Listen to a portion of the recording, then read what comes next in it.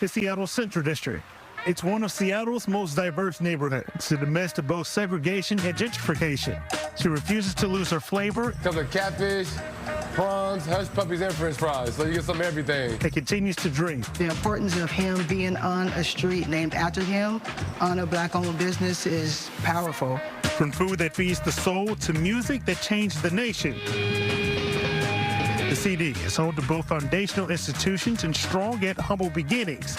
Every month, Fox 13 is celebrating the Central District and meeting the change makers. One of the things we want our students to understand and realize wholeheartedly is that they have no limits. Chefs, lettuce, tartar sauce, pickles. The budding icons. I knew that I had the ability to do something like this, but I didn't know that I would be able to touch so many people. The people who make up the lifeblood of this community and her lasting legacy. I'm showing you the soul of the CD, only on Good Day Seattle.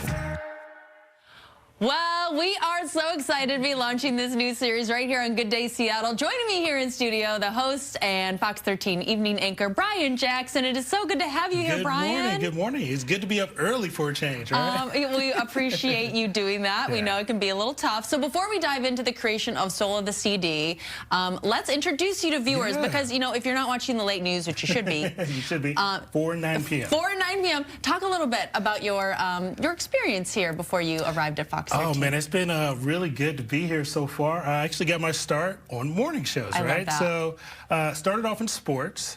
Only wanted to do sports my whole career. And after a while, a couple of executives said, like, hey, if you switch to maybe morning news, you could probably do pretty well for yourself. And it's been a really good opportunity so far. So I started in sports, went to a morning show in Tallahassee, did that for a few years right before the pandemic. Then I made my way all the way across the country from Florida all the way out here to Seattle. Which is a major move, but we appreciate you being here. And also, you have really been making your way around Seattle. If you don't already follow this guy on social media, you always document all of your trips and everything you're doing. And talk a little bit about how this segment about the Central District came to be, because you've been spending so much time in this awesome area. So one of the things that I really try to make a point of doing is if I move to a new city, not just being one of those anchors or reporters that people only see on TV. Like, I want to actually get out and experience different neighborhoods. So that's one of the reasons why I've kind of made my way around.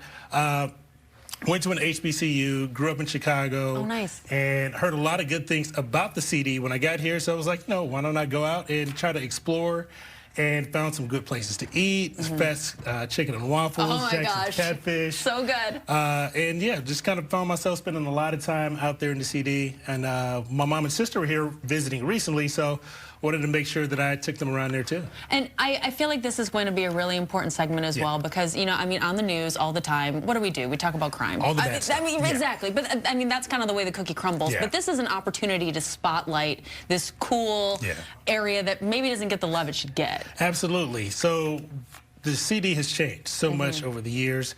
Back in the 1970s, the area was almost 90% black. Now, obviously, that's changed a lot due to gentrification.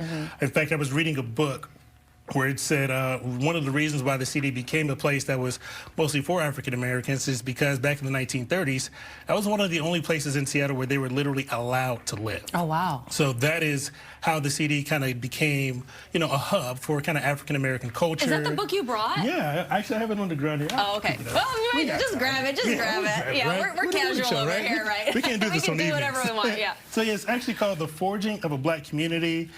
Seattle Central District from the 1870 through the Civil Rights era. Oh, nice. So I actually got this from the library. Got my library card. Shout out to the library. Exactly, right? That's awesome. So I've been learning a lot by reading this book, and that kind of inspired me to go out and check some of these businesses that are happening in that neighborhood. And actually, as a post, I went to Bush's Nursery, right on 23rd and Jackson. Was that the one where you had the big plant? Yeah, with the snake plant. Trying to plant that life again, right? Okay. And that's actually another black-owned business, and our executive producer, Romy, shout out to Romy.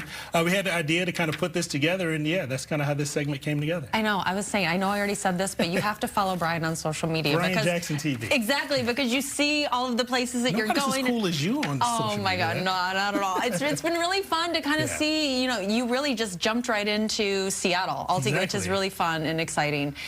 We do want to talk about the series. The first part of this series, is it next month is when it starts? Yes. Well, next month starts tomorrow. Oh my gosh. I have done that twice already this morning. I'm like, wow, we're doing a forecast for next month. So yeah, it is literally tomorrow. We're really excited to share.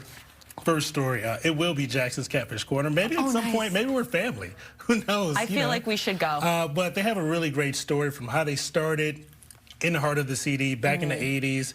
Had some kind of things that happened where they closed down, and now they're back in a brand new location.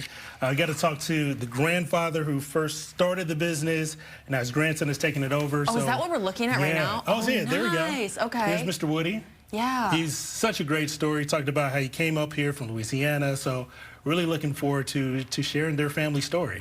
This is when I wish we had like the smell and taste division, because we've been watching this video for a couple days now, and I'm going, I want to eat those hush puppies. I want to eat those fries. I mean, it looks so delicious. Everything was so good, right? This is a really exciting segment, Brian. Thank you. We're really excited. Really excited that the station is allowing us to tell these types of stories. Because again, I'm a pretty positive person, so I like to try to highlight some of the positive things happening in that neighborhood, and all these businesses, like you may know about, and checking them out, but they all have a story of some of the things they overcame to kind of get to where they are today. So I'm excited to highlight some of those. And this is so exciting, Brian. Thank you. Starting next month.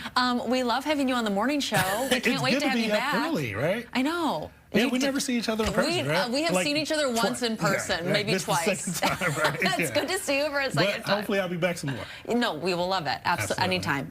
That'll be good. Thanks for having me. Thank you. All right, so make sure you watch that segment when we show it here.